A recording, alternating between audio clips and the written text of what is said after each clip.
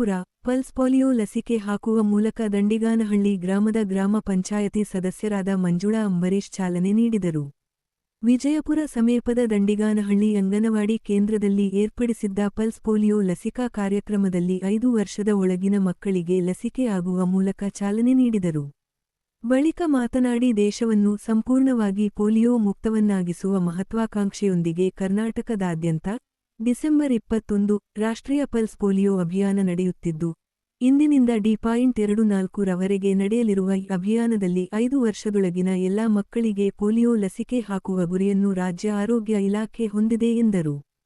ಕಾರ್ಯಕ್ರಮದಲ್ಲಿ ದಂಡಿಗಾನಹಳ್ಳಿ ಗ್ರಾಮದ ಮುಖಂಡ ಎಸ್ಎಲ್ವಿ ಎಲೆಕ್ಟ್ರಾನಿಕ್ ಮಾಲೀಕರಾದ ಅಂಬರೀಶ್ ಕಳೆದ 2 ವರ್ಷಗಳಿಂದ ಮಕ್ಕಳಿಗೆ ಚಾಕ್ಲೇಟ್ ವಿತರಣೆ ಮಾಡುತ್ತಿರುವ ಗ್ರಾಮದ ಮುಖಂಡ ಅಂಬರೀಶ್ ಮತ್ತು ಗ್ರಾಮದ ಅಂಗನವಾಡಿ ಕೇಂದ್ರದ ಕಾರ್ಯಕರ್ತೆ ಮೇರಿ ಮತ್ತು ಸಿಎಚ್ಒ ಮಮತಾ ಆಶಾ ಕಾರ್ಯಕರ್ತೆಯಾದ ಸವಿತಾ ಸಿಬ್ಬಂದಿ ವರ್ಗ ಹಾಜರಿದ್ದರು.